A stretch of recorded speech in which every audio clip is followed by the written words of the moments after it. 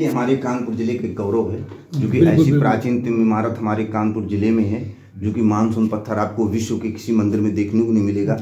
बच्चे हमारे इतिहास किताबों में पढ़ते हैं, लेकिन आज इतिहास यहाँ दिखाई देता है। ये हमारे कानपुर जिले के बच्चों का सौभाग्य है कि जैसे सिंधु घाटी, हड़प्पा, ये जो आज पाकिस्तान में चले गए, लेकिन आज इन बच्चों को हकीकत में देखने को मिलते हैं। जैसे समुद्र में मानसून बनना स्टार्ट हो जाएगा, वैसे यहाँ बूंदे आ जाती हैं।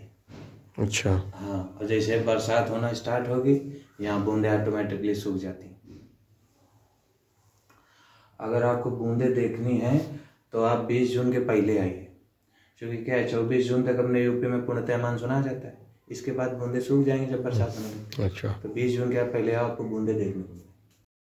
आज हम आपको लेकर आए हैं एक ऐसे मंदिर में जो मानसून आने से पहले ही बारिश होने की भविष्यवाणी कर देता है। जी हाँ, सही सुना आपने। मौसम वैज्ञानिक कुछ भी कहें कि इस बार बारिश कैसी होगी, उनके बताने में एक बार देरी हो सकती है, लेकिन कानपुर स्थित जगन्नाथ स्वामी के इस मंदिर में बारिश होने से एक हफ्ते पूर्व ही बारिश की बूंदें मंदिर में साफ दिखाई देती हैं। बारिश किस मात्रा में होगी ये भी अनुमान लगा लिया जाता है। लगभग द्वापर युग के आसपास का ये मंदिर 4200 साल पुराना बताया जाता है। ASI भारतीय पुरातत्व सर्वेक्षण विभाग की माने तो इस मंदिर का जीर्णोद्धार हुए लगभग 1800 वर्ष से ज़्यादा हो गए हैं। कुछ विशेषज्ञ इस मंदिर को गुप्तकालीन भी मानते हैं, यानी लगभग 5वीं सदी का। मंदिर में भगवान जगन्नाथ स्वामी की बहुत ही प्राचीन मूर्ति है। मंदिर के ऊपर ध्वजा विराजमान है जो लहराती रहती है। इसके साथ ही बहुत से वैज्ञानिकों ने आकर यहाँ शोध भी किया कि किस वजह से मंदिर में लगा मानसून पत्थर आखिर बारिश होने से पूर्व ही मानसून के आने की जानकारी दे देता है। भीतरगांव विकासखंड के बेहटा बुजुर्ग गांव में स्थित भगवान जगन्नाथ के प्राचीन मंदिर ने मानसून आने की जानकारी पहले से ही देना शुरू कर देता है। सुनने में थोड़ा अजीब जरूर लगता है, लेकिन यह सच है। प्राचीन मंदिर के 2 गुंबद हैं। गुंबद के एक भाग से गर्भगृह में एक हफ्ते पहले ही पानी की बूंदें स्पष्ट दिखाई देने लगती हैं। पशुपतिनाथ के ऊपर भगवान विष्णु विराजमान है। ऐसी मूर्ति आपको पूरे देश में कहीं नहीं मिलेगी। जब देश में नहीं मिलेगी तो विदेश में तो कहीं संभावना नहीं। ये देखो, पशुपतिनाथ भगवान के एक सींग है, एक सींग उनका खिल गया तो टूट गया। ये पशु हैं किनारे किनारे, ये सर्प हैं, ये किनारे किनारे सर्प। और ये शिवलिंग के ऊपर विराजमान है, उनके ऊपर विष्णु भगवान। और ये जो आकृति बनी है, इनको बोलते हैं लक्ष्मी माता। बिंदु से दर्शाया गया। उनको कमल का फूल ज़्यादा पसंद है तो बगल में कमल का चिन्ह बनाया गया। ये रोटेट करता होगा आगे के जमाने। जब भी विष्णु भगवान की मूर्ति स्थापित कराई जाती है तो नीचे वाला जो सिरा होता है, अब अपने अंग्रेजी भाषा में बोल देते हैं फाउंडेशन, बेस बोल देते हैं, लेकिन संस्कृत की भाषा में या वेदों की भाषा में इसको बोलते थे वेदी या वेदी। तो अब इनके मान लो इसको प्रकृति जब बोला गया है तो प्रकृति के सेंटर में लक्ष्मी माता बनाई गई हैं। इसका मतलब ये है कि चूंकि प्रकृति की मुख्य जो देवी है वो लक्ष्मी माता है, और सारे लोग लक्ष्मी माता के पीछे भाग रहे हैं। तो सबको पता है कि जाएगा कुछ नहीं, लेकिन सब लोग इनके पीछे भाग रहे, इसलिए इनको मेन मालकिन बनाया गया प्रकृति का। अच्छा, विष्णु भगवान के साथ लक्ष्मी माता की पूजा की जाती है। कहीं भी आप लक्ष्मी माता की पूजा बिना विष्णु भगवान या विष्णु भगवान के बिना लक्ष्मी माता की पूजा नहीं देखेंगे दोनों लोग। लेकिन ये विष्णु भगवान के अवतार हुए गए जगन्नाथ जी अवतार, इनके साथ लक्ष्मी माता का कोई प्रावधान नहीं है। इसलिए यहाँ केवल संकेत दिया गया, केवल मतलब कोई मूर्ति नहीं बनाई गई, इनकी बिंदु रूप से दर्शाया गया है। पहले अध्यात्म बहुत प्रबल था, बहुत ज्यादा सोच विचार करके बनाया जाता था। अब अध्यात्म प्रबल था तो 10-10 हजार साल लोग जीते थे, क्योंकि तब चिंतन होता था। अब चिंतन है नहीं, चिंता ज्यादा हो गई, इसलिए आयु 100 से कम हुई। ये मूर्ति आपको थोड़ा तिरछा दिख रही है जी जी है। हाँ। ये इसलिए है कि बिल्कुल जो पूरब है तो पूरब बिल्कुल थोड़ा हम लोगों के सीध में नहीं पड़ता, पूरब थोड़ा इधर आता है। हाँ। यहाँ दिशा मापा केंद्र लगाएंगे तो बिल्कुल सीधा जाएगा पूर्व की ओर, और सीधे जब सूर्य निकलेगा तो सुबह सीधे किरण यहाँ इनके चरणों में आती है सूर्य देवता। अच्छा, पहले बहुत सोच विचार करके बनाया जाता था।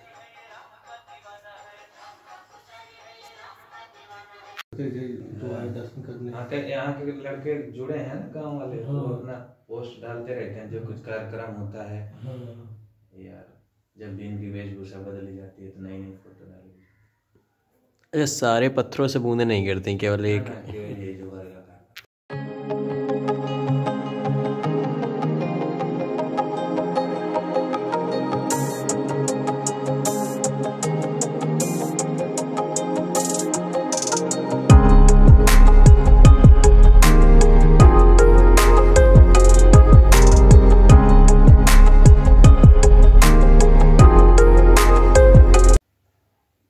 नीचे जो ये लक्ष्मी माता को बिंदु से दर्शाया गया है, ये सिंधु घाटी सभ्यता है, इंडस वैली सिविलाइजेशन। और सिंधु घाटी और हड़प्पा सभ्यता का आपको कोई स्थान जीवंत हालत में नहीं मिलेगा, इसको केवल छोड़ के, क्योंकि जितने भी स्थान मिले सारे खुदाई से खंडहर मिले। यही केवल स्थान है जो इतना प्राचीन है जहाँ पर सिंधु घाटी और हड़प्पा सभ्यता आज भी जीवित है। नहीं तो चाहे जितने उस सभ्यता के हो, कालीबंगा हो, मोहनजोदड़ो, सारे खुदाई से खंडहर मिले। यही केवल ऐसे स्थान है जहाँ, और इतने ये सबसे पुरानी संस्कृति, इससे पुरानी कोई संस्कृति है ही नहीं सिंधु घाटी और हड़प्पा से, इसलिए इतना प्राचीन बोला जाता है। अच्छा, ये एक जैसे ये पत्थर, दूसरा प्रमाण हम आपको देते हैं कि इतना पुराना कैसे है। अब सरस्वती नदी थी, वो महाभारत काल के बहुत पहले विलुप्त हुई गई थी। अब प्राकृतिक परिवर्तन होते रहते हैं, तो प्राकृतिक परिवर्तनों के कारण वो नदी विलुप्त हुई गई थी महाभारत काल के बहुत पहले। अब केवल गंगा है, जमुना है, सरस्वती नहीं है। तो ये जितनी ये हड़प्पा सभ्यता और सिंधु घाटी सभ्यता है, ये सारी सरस्वती नदी के किनारे पाई जाती है, या बोले नदियों के किनारे पाई जाती थी। अच्छा, आप लोग कहीं गए होंगे मंदिर, बहुत सारे मंदिर घूम चुके हैं, लेकिन ऐसा पत्थरों का मंदिर आपको वहां मिला होगा जहाँ आसपास पहाड़ हो, लेकिन यहाँ 200 किलोमीटर तक कोई पहाड़े नहीं। तो इतना ये पत्थर वाला आइटम ये इतना सब लाए कैसे गया? पहले ट्रक हो या कोई ट्रेन तो चलती नहीं। तो इससे प्रमाणित होता है कि न यहाँ सरस्वती नदी रही है, और दूसरा जो अनुमान ये है कि गंगा से ये बिल्कुल सेंटर है, यहाँ से गंगा की दूरी भी उतनी है जितनी जमुना की दूरी। अच्छा, हाँ, जितनी यहाँ गंगा में ये दूर है उतना जमुना में। और त्रिवेणी में पहले 3 नदियां मिलती थी, गंगा जमुना सरस्वती, उसी को संगम सरस्वती। सारे पत्थरों पर नक्काशी केवल एक ही पत्थर है, चारों कोनों से बराबर है, इसी से बूंदे गिरते हैं। जैसे समुद्र में मानसून बनना स्टार्ट हो जाएगा, वैसे ही यहाँ बूंदे आ जाती है। अच्छा, हाँ, और जैसे बरसात होना स्टार्ट होगी, यहाँ बूंदे ऑटोमेटिकली सूख जाती हैं। अगर आपको बूंदे देखनी है तो आप 20 जून के पहले आइए, क्योंकि क्या है 24 जून तक अपने यूपी में पूर्णतः मानसून आ जाता है, इसके बाद बूंदे सूख जाएंगे जब बरसात होने लगती है। अच्छा, तो 20 जून के आप पहले आओ, आपको बूंदे देखने को। और एग्जैक्ट बारिश भी बताता है, एग्जैक्ट बारिश का अनुमान मतलब ये कि अगर पत्थर पे किनारे किनारे बूंदे आती हैं तो कम बारिश, पूरे पत्थर पे बूंदे आती हैं तो भयंकर बारिश, अगर बड़ी बड़ी बूंदे गिरी तो बाढ़ भी आ सकती है। अच्छा, हाँ, यही तो बड़ा आश्चर्य है कि आज का जो वैज्ञानिक है उनके मतलब आधुनिक युग की मशीनें इतना एग्जैक्ट नहीं बता पाते, लेकिन ये प्राचीन समय का पत्थर समुद्र से इतना दूर, यहाँ से कितना दूर समुद्र, पता नहीं कैसी चुंबकीय शक्ति है, यहाँ तुरंत बूंदे आ जाएंगे। जैसे वहाँ बनना स्टार्ट हो जाएगा मानसून, यहाँ बूंदे आ जाते हैं। यही इस मंत्र की खासियत है।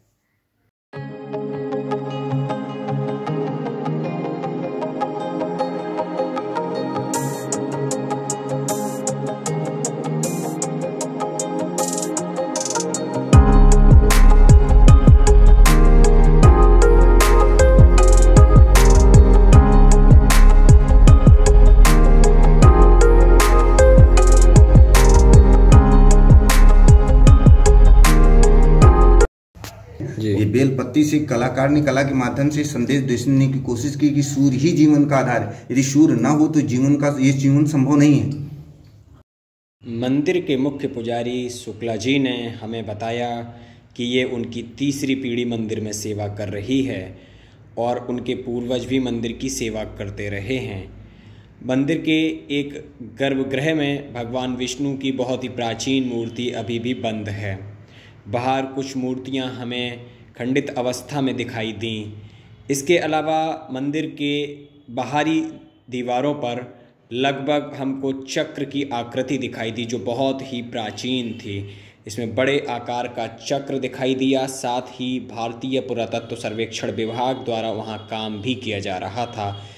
फल फूल के पेड़ पौधे आसपास लगाए जा रहे थे और बाउंड्री वॉल को भी तैयार किया जा रहा था। मंदिर के ऊपर ध्वजा विराजमान है।